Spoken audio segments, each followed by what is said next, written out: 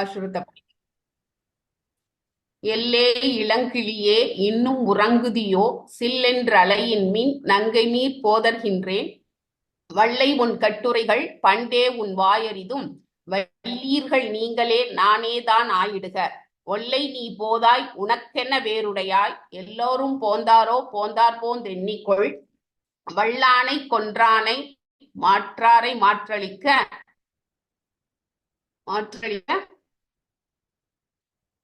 வல்லானை கொன்றானை மாற்றாரை மாற்றளிக்க வல்லானை மாயவனை பாடேலோர் எம்பாவாய். ஓகே, இந்த பாசுரம் 15வது பாசுரம். இது எல்லாத்திற்குமே முதன்மையானது, முன்னோடியான பாசுரம். உரையாடல் நாடக வடிவுல இரு பெண்களுக்குள் நடக்கும் கலந்துரையாடல் தான் இங்க சொல்லியிருக்கிறாங்க ஆண்டாள் நாச்சியார். அது பாமாயாகவும் பூமாயாகவும் அவங்க எடுத்து தொடுத்து அழகாக கொடுத்திருக்கிறாங்க. பகவானுக்கு திருப்பள்ளி பாடுவதை போல நாம் பக்தர்களுக்கும் ஆண்டாள் நாச்சியார் திருப்பள்ளி எழுச்சி பாடியிருக்கிறாங்க. இது 4000 திவ்ய பிரபந்தத்தின் ஒரு பகுதியாகும். பாதங்கள் தீர்க்கும் பரமனடி காட்டும் வேதம் அனைத்துக்கும் வித்தாகும் கோதை தமிழ் ஐந்தும் ஐந்தும் அறியாத மானிடரை சுமப்பதும் வம்பு என்று அந்த திருப்பாவையினோட பெருமையை இங்க சொல்லியிருக்கிறாங்க. இது போற்றுதலுக்குரியதாகவும் அமைந்துள்ளது. இதுல என்னன்னா, பகவத்கீதையில நம்ம எப்படி 12 அத்தியாயங்களின் சாராம்சம் அந்த 2வது அத்தியாயத்துல சுருக்கமாக பகவான் சொல்லியிருப்பாரு. அது போல விஷ்ணுவின் 1000 நாமங்களின் சாராம்சம் ஒரே ஒரு ஸ்லோகத்துல இருக்கு. என்னன்னா, ஈஸ்வரன் பார்வதி தேவிக்கு உபதேசித்த அந்த ஸ்ரீராம ராம ராமேதி ரமே ராமே மனோரமே சகஸ்ரநாம தத்துல்யம் ராமநாம வராணனே. ஒரு ராமநாமம் 1000 நாமங்களுக்கு சகஸ்ரநாமங்களுக்கு சமம் என்று சொல்லியிருக்கிறாங்க. அது போல இந்த திருப்பாவையான 30 பாசுரங்களுக்கும் இந்த 15வது பாசுரம் தான் சாராம்சமாக உள்ளது. அப்படின்னா என்னன்னா, திருப்பாவைக்கு திருப்பாவையில் உள்ள திருப்பாவை அப்படின்னு பூர்வாச்சாரிய ஆச்சாரியர்கள் நம்மளுக்கு எடுத்து காமிச்சிருக்கிறாங்க. திருப்பாவையாவது இப்பாட்டிரே என்று சொல்லி இருக்கிறாங்க. எப்படி சொல்லியிருக்கிறாங்கன்னா, திருப்பாவையில் இந்த 15வது பாசுரமும் 29வது பாசுரமான சிற்றாலையையும் இதுவளவோ திருப்பாவை என்று ரொம்ப நெகிழ்ந்து மனருகி சொல்றாங்க. ஏன்னா இந்த பாசுரத்துல பாகவத தாசியத்தை பத்தி ஆண்டாள் நாச்சியார் சொல்லி இருக்கிறாங்க.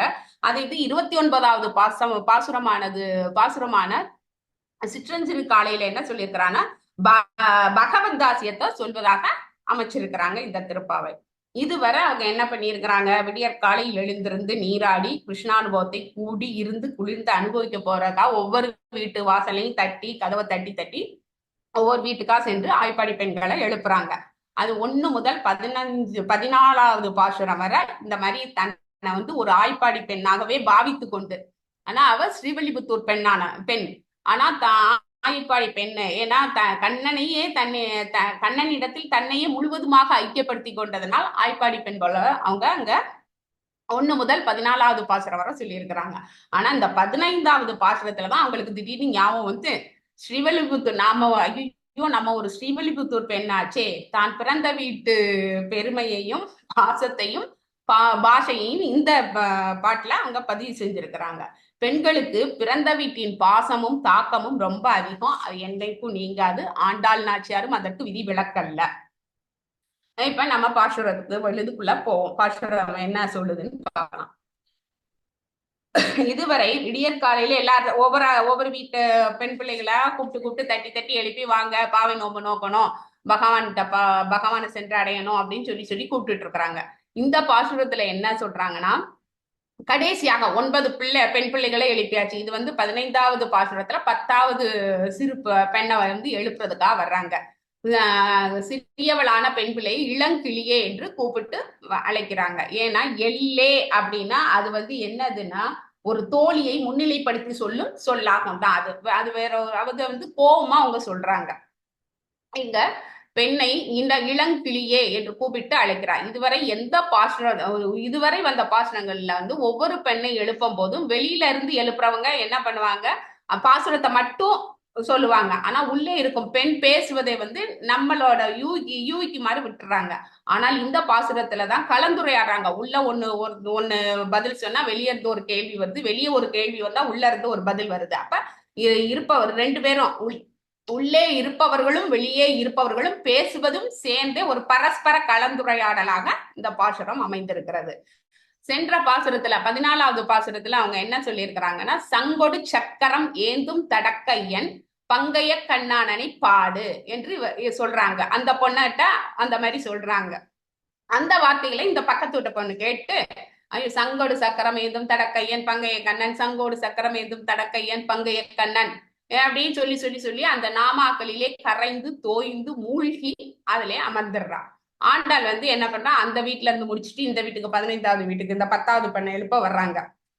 வந்து வாசல்ல நின்னுட்டு, எல்லே இளங்கிளியே இன்னும் உறங்குறியோ என்று கேட்க, இவள் வந்து நான் ஏற்கனவே எழுந்து உட்கார்ந்துருக்கேன், உங்களுக்கு காத்திருப்பது அவங்களுக்கு தெரியாது, எனக்கு நான் வந்து உட்கார்ந்துருக்கிறேன், ஆனா அவங்களுக்கு வந்து வெளியில இருக்கிற அவங்களுக்கு நான் என்ன செய்யறேன்னு தெரியாது. இவள் இங்கே பகவன் நாமத்தை என்ன சொல்லியிருக்கா, அதிலே மூழ்கி அதுல எப்படி கடல்ல போய் முத்து குளிக்கிறதுக்கு எவ்வளவு கஷ்டமோ அது போல இவர் பகவானுடைய நாமாக்கல்ல அதிலே தோய்ந்து கரைந்து மூழ்கி இருக்கும் போது இவங்க பேசுவது வந்து அவளுக்கு வந்து ஒரு இடைஞ்சலாக தெரிகிறது.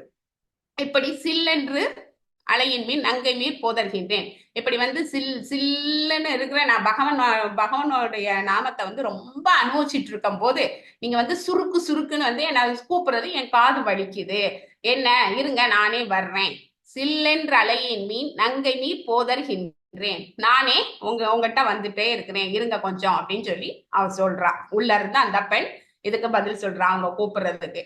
இதுல வந்து பூர்வாச்சாரியார் என்ன சொல்றாங்கன்னா, ஒரு இதுல திருவாய்மொழி பாடான் என்றால் செல்வர் எழுந்தருளுகையும் அசகிய மாமா போலே. என்னத்துக்குன்னா இதுக்கு வந்து இந்த இதுக்கு எடுத்துக்காட்டா இவங்க என்ன சொல்றாங்கன்னா, திருவாய்மொழி பாராயணம் செய்ய வந்து ஒருத்தர் நிறைய பணம் கொடுத்து ஏற்பாடு செய்யறாரு. ஏற்பாடு செஞ்சு திருவாய்மொழி பாராயணம் வந்து அந்த வீட்டுல நடந்துகிட்டு இருக்கு, ஆரம்பிச்சாச்சு. ஆனா இவர் வந்து அந்த ஏற்பாடு செய்தவர் வந்து ரொம்ப காலதாமதமாக வர்றாரு. உள்ள வந்துட்டு நடுவுல வர திருவாய்மொழி பாராயணத்தை அவங்க வந்து நிறுத்திடுறாங்க. அப்ப இதுல என்னன்னா, நம்ம எங்க போனாலும் ஒரு விழாவுக்கு போனாலும் இல்ல பகவானுடைய கைங்கரியத்துக்கு போனாலும் நம்ம முன்னாலே போய் அங்க நிக்கணும்ன்றது இதுல வந்து ஆண்டாள் வந்து ஓடிட்டு காமிச்சிருக்கிறாங்க. அப்ப ஆழ்ந்து அனுபவிக்க இப்படி ஏற்பாடு செய்தவரே தடையா இருக்கிற மாதிரி இந்த பொண்ணு வந்து பகவானுடைய நாமத்தை வந்து அனுபவிச்சு கொண்டிருக்கும் போது மற்ற பெண் பிள்ளைகளை வந்து மற்ற பெண் பிள்ளைகள் வந்து தன்னை அழைக்கிறது அவளுக்கு ரொம்ப பெரும் இடைஞ்சலாக தெரியுது. இப்படி ஒரு பாகவதனுக்கு இன்னொரு பாகவதன் இடைஞ்சலாக இருப்பாங்களான்னா இருக்க மாட்டாங்க. ஆனா உன்னை பத்தி தெரியாதா, நீ வந்து உன்னுடைய தாமதத்திற்காக எங்களை வந்து ரொம்ப குறை சொல்லாத அப்படின்னு, வல்லை உன் கட்டுரைகள் பண்டே உன் வாயறிதம், நீ வந்து ரொம்ப சாமர்த்தியசாலி, நீ வந்து நல்ல கதை சொல்லுவ, நீ ரொம்ப வாயாடி அப்படின்ற அர்த்தத்துல அவங்க வந்து வல்லை உன் கட்டுரைகள் அப்படின்னு சொல்லி சொல்றாங்க. பண்டே உன் வாயறிதம், உன்னுடைய வாக்கு சாதுரியம், உன்னுடைய வாக்கு வந்து உன்னுடைய சொல் சாமர்த்தியம், உன்னுடைய வாக்கு சாமர்த்தியம் சாதுரியம் எல்லாம் எங்களுக்கு தெரியும், முன்னால இருந்தே எங்களுக்கு தெரியும், ஏன்னா பழகிட்டு இருக்கிறோம்ல, தொன்று தொட்டு எங்களுக்கு தெரியும் அப்படின்னு ஆண்டாளோட மற்ற பெண்களும் சொல்றாங்க. அதற்கு இந்த பெண் திருப்பி என்ன சொல்றா, வல்லீர்கள் நீங்களே நானே தான் ஆயிடுக, நீங்க ரொம்ப கெட்டிக்காரியாங்கிறீங்கப்பா, நீங்களே எல்லாம் சர்வ வல்லமை படைத்தவர்களாக இருங்க, நான் வந்து நானே தவறு செய்தவளாகவே இருக்கட்டும், நானே என்னுடைய தவறாகவே இருக்கட்டும் அப்படின்னு இந்த பாடல்ல சொல்றாங்க. இந்த இந்த வரியில சொல்றாங்க. இதுல மூன்று விதமான குணங்களை பார்க்கலாம். எப்படின்னா, தமோ குணத்துல இல்லாத, ஏன்னா தூங்கிட்டு இருக்கல, அவ எந்திரிச்சு பகவானுடைய நாமத்தை சொல்லிட்டு இருக்கா. ரெண்டாவது ரஜோ குணத்துல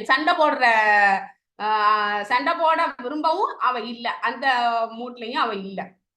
அடுத்து இவள் சத்வகுணத்தை உடைய பெண். எப்படின்னா, தவறு தன்னுடையதாகவே ஏற்றுக்கொள்கிறாள், ஏன்னா நீங்கள் பெரியவர்கள், நான் சிறிய பெண்ணாவே இருக்கிறேன். சோ அவ வந்து அந்த நைச்சிய பாவம், அதாவது தன்னடக்கத்தோடு பணிவோடு தன்னை அவங்களுக்கு முன்னால வெளிப்படுத்துகிறார்.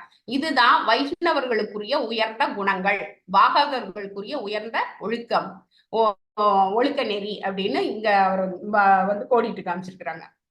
வெளியே மற்ற பெண்கள் என்ன சொன்னாங்க, சரி ஒல்லை நீ போதா, எல்லாம் சரி, நீ நாங்களே பெரியவங்களா இருக்கோம், நீனே சின்ன பிள்ளையாரு, எல்லாம் சரி, ஒல்லை நீ போதாய் உனக்கென வேறுடைய, விரைவாக கிளம்பு, சீக்கிரம் கிளம்பு, போய் கண்ணனை சேவிக்கணும்ல, பாவை நோன்பு நோத்து கண்ணனை சேவிக்கணும் அப்படின்னு சொல்லி அவங்க கூப்பிடுறாங்க. நீ மட்டும் உனக்கென வேறுடையாய் அப்படின்னா, நீ மட்டும் வேறாக தனியாக பகவானுடைய அனுபவத்தை அனுபவிக்கலாம், நீ மட்டும் தனியா போலாமா, எங்களோட சேர்ந்து தானே வரணும், நீ மட்டும் எப்படி தனியா போவா? இப்ப ஒரு மணி மாலையில ஒரு மணி குறைந்தாலும் அது குறைதான். அது போல எல்லாருமே நாங்க நம்ம பாவை நோன்பு நோக்க போகும்போது நீ மட்டும் தனியா போய் செய்யலாமா அப்படின்னு கூப்பிடுறாங்க. அதனால எங்களோட சேர்ந்துக்கலாம் வா அப்படின்னு.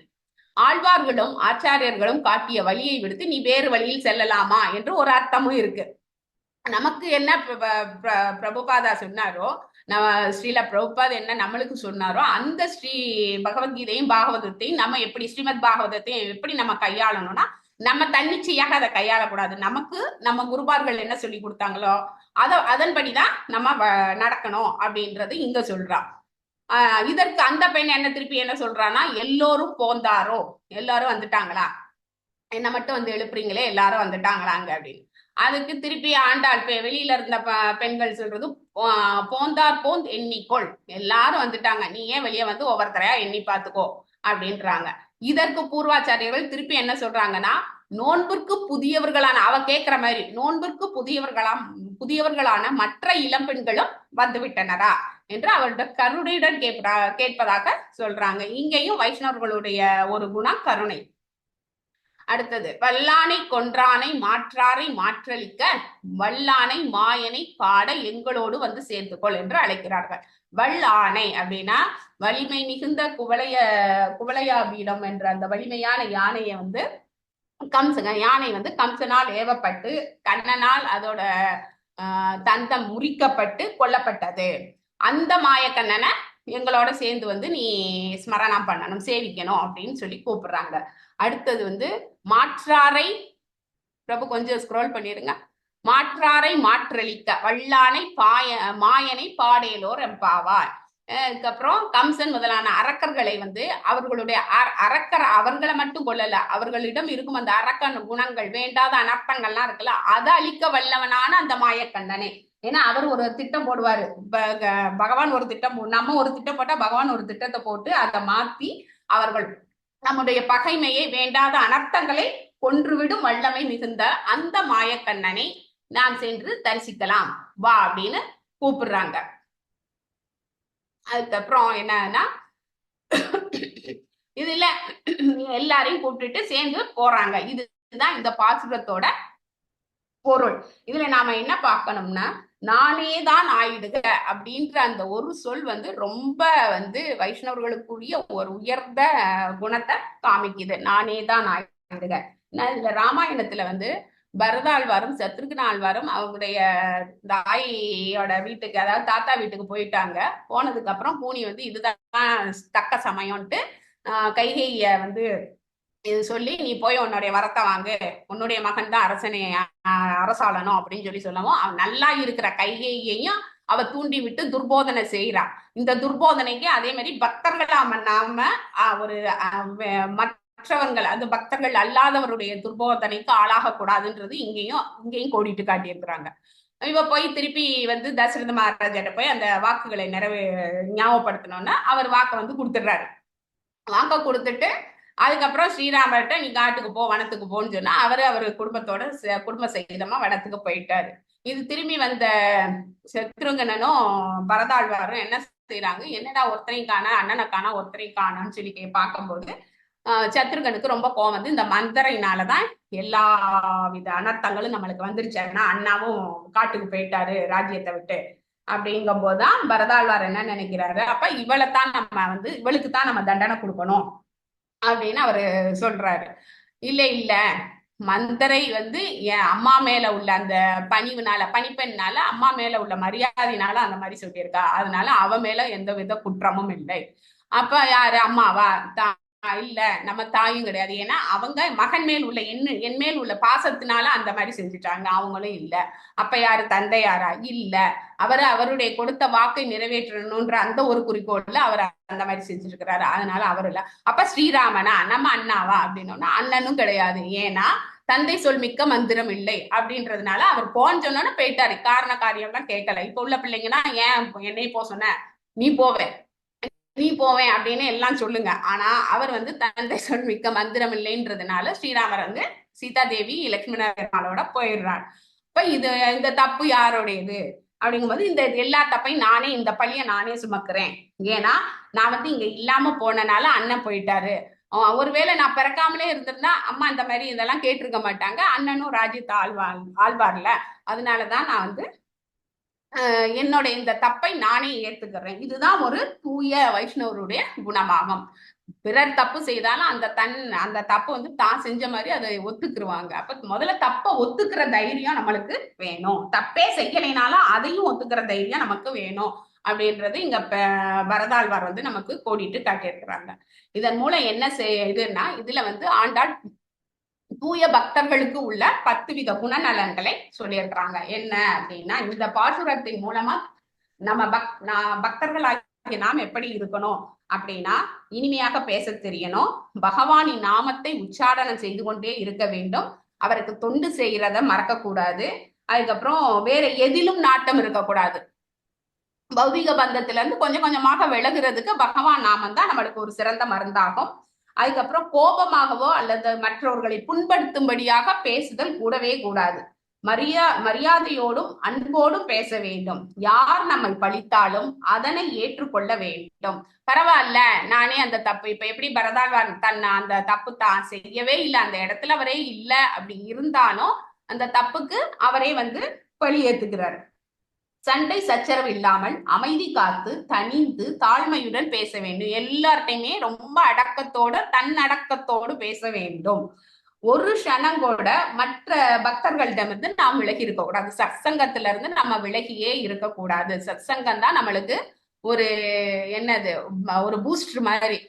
பகவான் பக்கத்துல போறதுக்கு, பகவானை நெருங்குறதுக்கு சத்சங்கம் நம்மளுக்கு ரொம்ப அவசியம், அதுவும் ரொம்ப முக்கியம்.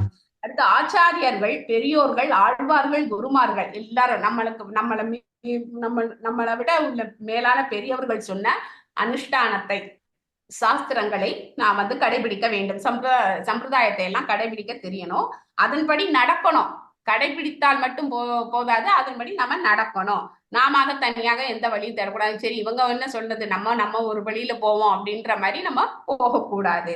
பகவானை எப்படி போற்றி பாடுகிறோமோ அதுபோல தூய பக்தர்களையும் வைஷ்ணவர்களையும் போற்றி நாம் பாட வேண்டும். அவதூறு இது பண்ணக்கூடாது. ஏன்னா வைஷ்ணவ அபராதம் வந்து ரொம்ப ரொம்ப கண்ணனுக்கு பிடிக்காதது, பகவான் கண்ணனுக்கு பிடிக்காதது. ஏன்னா அவர்கள் வைஷ்ணவர்களை வந்து தன்னுடைய மிக ரொம்ப நெருங்கிய சொந்தமாவே அவர் பாவிச்சிருப்பாரு.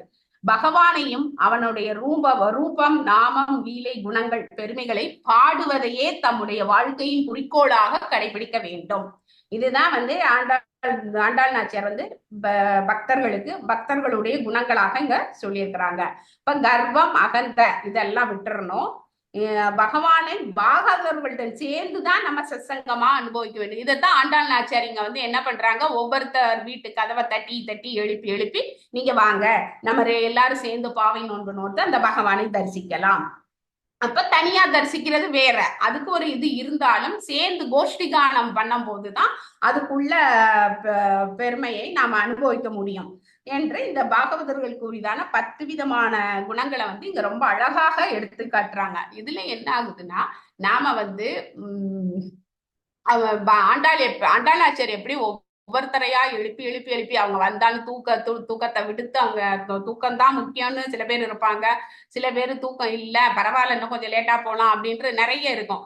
இருந்தாலும் எல்லா குணத்தையும் பொறுத்துக்கிட்டு அவங்க போய் ஒவ்வொருத்தரையா எழுப்புறாங்க. எழுப்பி வர்றதுக்கு எழுப்பி கடவுளோட பகவானோட நாமத்தை இது பண்ணணும், பாவை நோன்பு நோத்தாதான் அவரை வந்து நம்ம தரிசிக்க முடியும்ன்ற அந்த ஒரு கொள்கையினால நான் மட்டும் அதை அனுபவிக்கல, எல்லாரும் சேர்ந்து அனுபவிப்போம் வாங்க அப்படின்ற மாதிரிதான் ஆண்டாள் நாச்சியார் கூட்டிட்டு போறாங்க ஒவ்வொரு பெண் பிள்ளையையும். அதே மாதிரிதான் பகவானும் நம்மகிட்ட காத்துக்கிட்டே இருக்கிறாரு. பலவித சந்தர்ப்பங்கள் நம்மளுக்கு கொடுத்துக்கிட்டே இருக்கிறாரு, பல வழிமுறைகள் சொல்லி இருக்கிறாரு.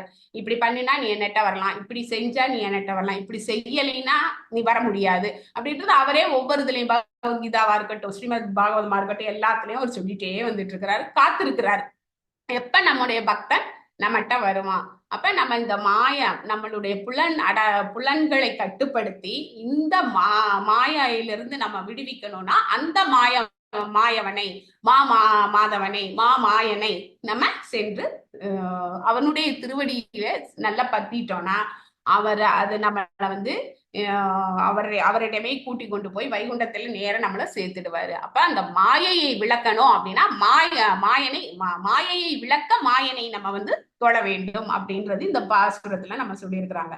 இந்த பாடல் வந்து இரு தரப்பினர் பாடுவது போல்தான் அமைச்சிருக்கிறாங்க. பேர் கிடையாது. இந்த பெண் பிள்ளைக்கு இளங்கிளியேன்னு தான் சொல்லியிருக்கிறாங்க. இனிமையாக பாடி இருக்கிறார். பெண்களுக்கு என்ன பேச கற்றுத்தரவா வேணும் இல்ல. இந்த பாடல்ல ஒரு சிறு பெண்ணை மற்ற பெண்கள் கேலி கிண்டல் நையாண்டி என்னென்ன இருக்குமோ எல்லாத்தையும் ஒரு நகைச்சுவையா ததும்ப பாடி ஒரு சூழலை உருவாக்கி நகைச்சுவையாக பாடி இருக்கிறாங்க. படிக்க படிக்க சர்க்கரை துண்டில், அதாவது தேனில் ஊறிய பலாப்பழம் எப்படி ரொம்ப ரொம்ப இனிக்கும், அது மாதிரி இனிக்கிற பாடல் இந்த பாசுரம், 15வது பாசுரம். இந்த பாட்டுடன் தோழியை எழுப்பும் படலம் வந்து ரொம்ப இனிதாக முடிந்தது. அதனால நாம என்ன பண்ணணும்னு நம்மளே சிந்திச்சு செயல்படணும். பகவானை எப்படி போகணும்னா மாயையை வென்றால் தான் மாயனை வெல்ல முடியும், மாயனை அடைய முடியும். மாயையை வென்றால் மாயனை அடையலாம் அப்படின்றது இங்க சொல்லியிருக்கிறாங்க. இதுல வந்து சிஷ்டாசகத்துல அந்த திரிநாதபி சுனிச்சேனா தருரபி சகிஷ்ணுனா அமானினா மானதேனா கீர்த்தன்யக் சதாஹரி அப்படின்னா தெருவில் வைக்கோலை விட தாழ்ந்தவனாகவும், இந்த நம்ம குணநலங்கள் மரத்தை விட சகிப்புத்தன்மை உடையவனாகவும் பொய்யான மனம் இல்லாதவனாகவும் மற்றவர்களுக்கு எல்லா விதமான மரியாதையும் அளிக்க தயாராக இருப்பதாகவும் நினைத்து அடக்கமான மனநிலையில் இறைவனுடைய திருநாமத்தை உச்சரித்துக் கொண்டே இருப்பதுதான் நம்முடைய வாழ்க்கையின் குறிக்கோளாக இருக்கணும். பிரபு அந்த 10:43:8 அதை மட்டும் போட்டோம்.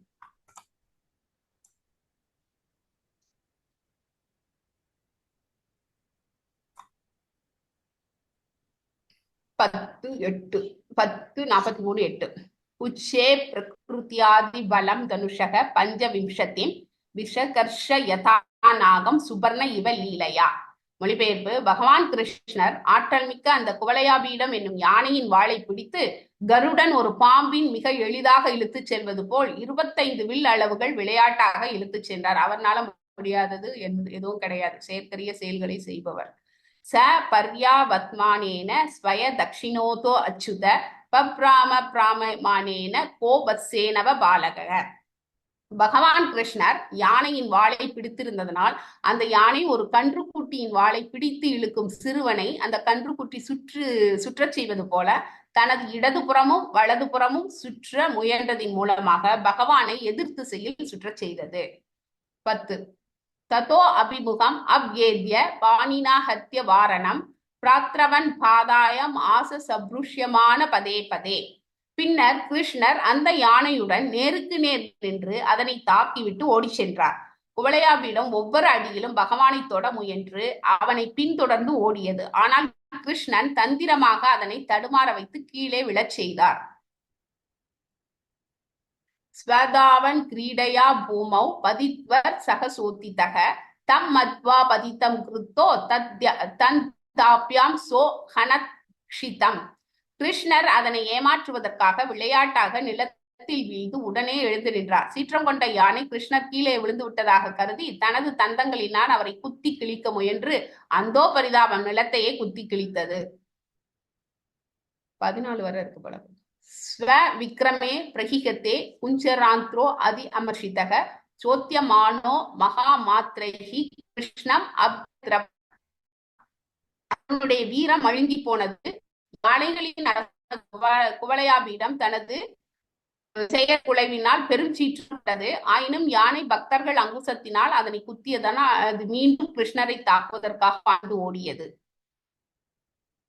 தம் ஆபதந்தம் ஆசாத்திய பகவான் மதுசூதனக நிகிருஹ்ய பாணினா ஹஸ்தம் பாதாயாம் ஆசபூதலே.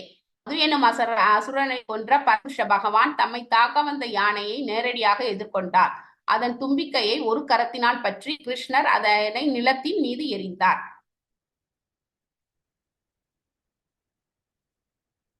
பதிதஸ்ய பதாக்கிரமிய மிருக்கேந்திர இவலீலையா கந்தம் உட்பாட்டிய தேனேபம் ஹஸ்திபாம் சாகனத் தரிஹி. பின்னர் பகவான் ஹரி அந்த யானையின் மீது வலிமை மிக்க ஒரு சிங்கத்தை போல் மிக எளிதாக ஏறி அதன் தந்தங்களுள் ஒன்றினை பிடுங்கி எடுத்து அந்த தந்தத்தினாலேயே அந்த யானையையும் அதன் பாகர்களையும் கொன்றார். இதுதான் அவர் எல்லாவித செயல்களையும் அவர் செய்வார்.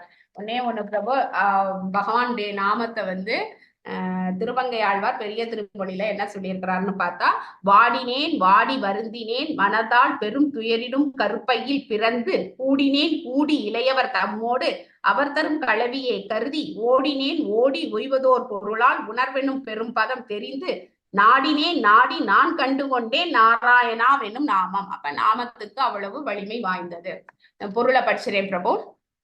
ஏலே என் தோழியே, நாங்கள் எல்லாம் உனக்காக இளமைக்கிளியே இவ்வளவு நேரம் காத்திருந்தும் இப்படியெல்லாம் அழைத்தும் உறங்குகிறாயே என்று சற்று கடுமையாகவே தோழிகள் அவளை அழைத்தனர். அப்போது அந்த தோழி கோபத்துடன், என்னை அழைக்காதீர்கள், இதோ வந்து விடுகிறேன் என்றாள். உடனே தோழிகள், உன்னுடைய வார்த்தைகள் மிக நன்றாக இருக்கிறது, இவ்வளவு நேரம் தூங்கிவிட்டு இப்போது எங்களிடம் கோபிக்காதே என்கிறாயே என்று சிடுசிடுத்தனர். அப்போது அவள், சரி, எனக்கு பேச தெரியவில்லை, சரி, நான் ஏமாற்றுக்காரியாகவே இருந்து நீங்களே பேச்சில் திறமைசாலிகளாக இருங்கள், விட்டு போகிறேன் என்கிறாள். நாங்கள் எல்லாம் முன்னமே எழுந்து வர அடியே உனக்காக காத்திருக்க வேண்டும் வேண்டும், எங்களிடம் இல்லாத சிறப்பு உனக்கு என்ன இருக்கிறது என்று கடிந்து கொள்கிறார்கள். அவளும், என்னவோ நான் மட்டும் எழாதது போல் பேச்சை விட மறுக்கிறாள். சண்டைக்காரி, எல்லாரும் வந்து விட்டார்கள் போல் பேசுகிறீர்களே என்றாள். தோழிகள் அவளிடம், நீயே வெளியே வந்து இங்கிருப்போரை எண்ணி பார், வலிமை பொருந்திய குவளையாபீடம் எனும் யானையை அளித்தவனும் எதிரிகளை வேட்டையாடும் திறன் கொண்டவனுமான அந்த மாயக்கண்ணனை வணங்கி மகிழ உடனே வருவா என்கிறார்கள். அது அதேதான் பிரபு நான் சொன்ன மாதிரிதான்.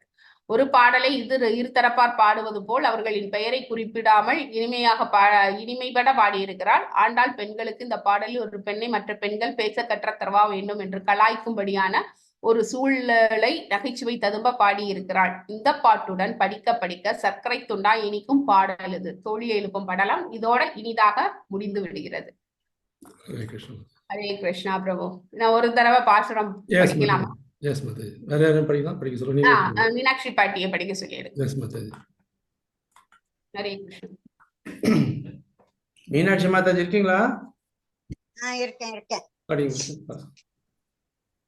ஆண்டாள் திருவடிகளே சரணம்.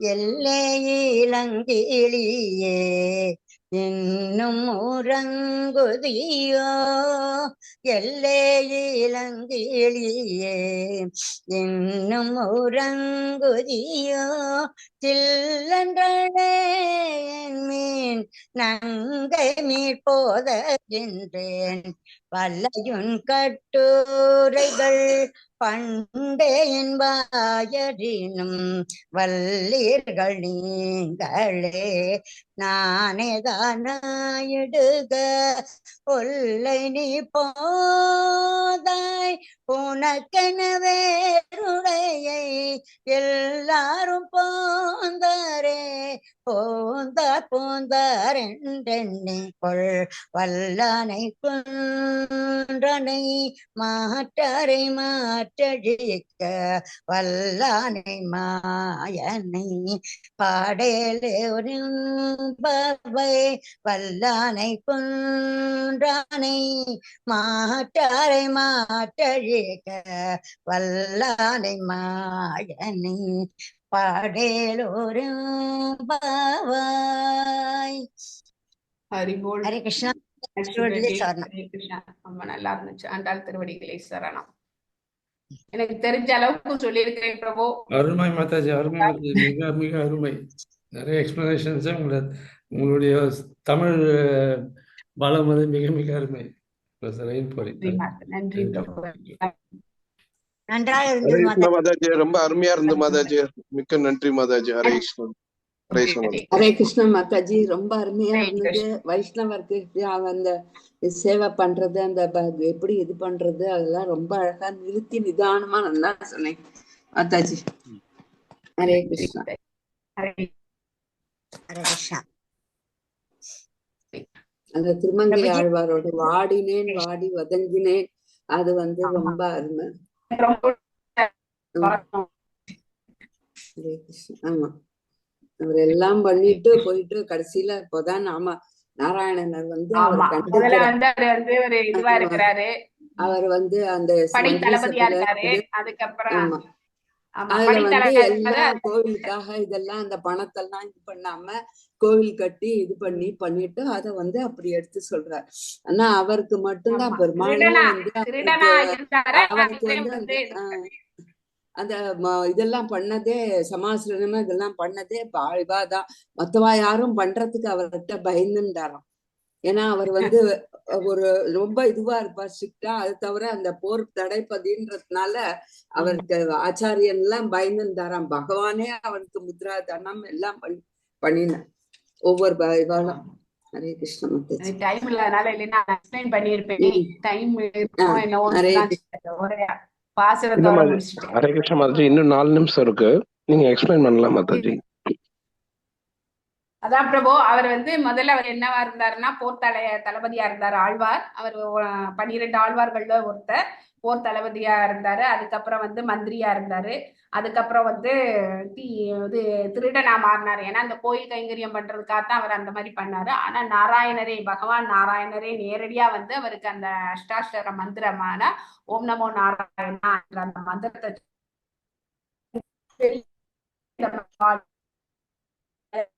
கொடுத்துட்டாரு. அடுத்த ஒரு பாசுரம் கல்வனானின்னு என்ன வரும், மறந்துட்டேன். அதுக்கப்புறம் தான் அவர்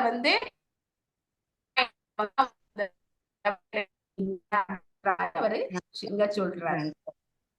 ஹரே கிருஷ்ணா மாதாஜி. அதுல அந்த பகவான் இவர் ஒவ்வொரு வழிப்பறி பண்ணிட்டே இருக்கச்ச அந்த பகவான் அவருக்கு அருள் புரியணும்ன்ற வரபோது அவர் அந்த கலியனோட மிடுக்குத்தனத்தை உணரணும் அப்படின்ட்டு எல்லா பொருள்களையும் எடுத்த உடனே அந்த கால்ல உள்ள மெட்டி போட்டு இருப்பார் பகவான்ல. அந்த மிஞ்சிய எடுக்கிறதுக்கு வரும்போது அத அவர் விரும்பினார். அந்த மெட்டிய எடுக்கிறார் எடுக்கவே முடியல. அப்ப அவரோட அந்த ஆக்ரோஷம், அந்த மிடுக்குத்தனத்தை இது பண்ற போதுதான் அவர் ஏன் எடுக்க வரல அப்படின்ற போது அவர் உணர்ந்துக்கிறார். அப்பதான் அந்த இடத்துல அதுதான் கல்வனானே நான் படியது செய்திருப்பேன், கண்டவா திருந்தேனாலும் தெல்லிய நீ நானேன் செல்கதிக்கு மைந்தேன் சிக்கன திருவருள் பெற்றேன் உள்ள முருகி குரல் தழுத்தொழிலவும் பகலும் நான் அழைப்பேன் நாராயணா வெனும் நாமம். அந்த நாராயணோட நாராயண நாமத்துக்கு ரொம்ப மதிப்பு அதிகம். ஹரே கிருஷ்ணா. ஹரே கிருஷ்ணா. அதான் ஒரு திருடனா இருந்து அவர் பக்தரா மாத்தினாரு. நம்ம பக்தர்களா இருக்கும்போது இன்னும் கொஞ்சம் நம்ம நமக்கு கேட்டு நல்லாதான் இருக்கு, இன்னும் கைங்கரியம் செய்யறதுக்கு இது பண்ணணும்.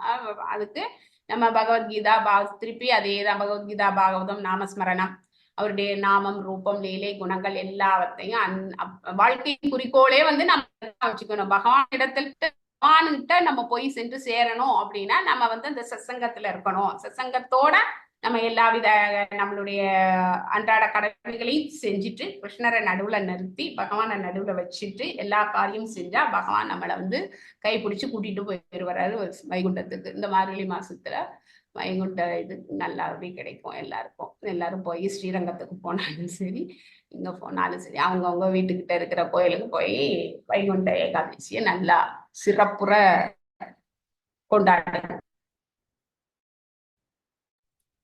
ஹரே கிருஷ்ணா. கருத்து சொல்ல விரும்புறீங்களா பக்தர்களே, டிவோட்டீஸ்? பக்தர்கள் தான் சொல்லணும் பிரபு. நான் ஓரளவுக்கு முடிச்சுட்டே கவர் பண்ணிட்டேன். கிருஷ்ணா மாதாஜி நல்லா இருந்தது மாதாஜி கிளாஸ். பணிவுக்கு சொன்ன ஸ்லோகம், வரதனுடைய லீலைகள் ரொம்ப அற்புதமா நல்லா இருந்தது மாதாஜி. நல்ல மெதுவா எளிமையா புரியுற மாதிரி நல்லா இருந்தது. ரொம்ப அருமை மாதாஜி. ரொம்ப அருமை மாதாஜி, நல்லா இருந்தது. ஹரே கிருஷ்ணா. ஹரே கிருஷ்ணா மாதாஜி. ரொம்ப நல்லா இருந்தது. பால்ல தேன் விழுந்த மாதிரின்னு சொன்னீங்களே, நிஜமாவே பால்ல தேன் தேன்ல பலாப்பழம் விழுந்ததுதான். பலாப்பழம் ஏற்கனவே ரொம்ப இனிப்பா இருக்கும். அதுல தேன்ல கூட கொஞ்சம் ஊற ஊற எப்படி இருக்குமோ அது மாதிரிதான் ஆண்டாளோட அந்த திருப்பாவை, ஆண்டாள் நாச்சியாருடைய திருப்பாவை 30 பாசுரங்களும் அதுதான். பதிவும் அதே மாதிரி அருமையா இருந்தது. படிக்க தெரிஞ்சிருக்கணும். ஹரே கிருஷ்ணா மாதாஜி. வெரி நைஸ் மாதாஜி. தேங்க்யூ. ஹரே கிருஷ்ணா. ஹரே கிருஷ்ணா மாதாஜி. தேங்க்யூ மாதாஜி. Nice class. ஹரே கிருஷ்ணா மாதாஜி. தேங்க்யூ மாதாஜி. ஹரே கிருஷ்ணா மாதாஜி. ஹரே எல்லா போலும் ஸ்ரீலா பிரபுபாத் இருக்கு. எல்லா போலும் என்னுடைய சிக்ஷா குரு அனைத்து பேருக்கும் மற்றும் பரமேஸ்வர் பிரபுவுக்கும் கீதா மாதாஜி அவங்களோட கிளாஸ் எல்லாம் ஓரளவு ஓரளவு சொல்றேன். அது பகவானுடைய கருணை.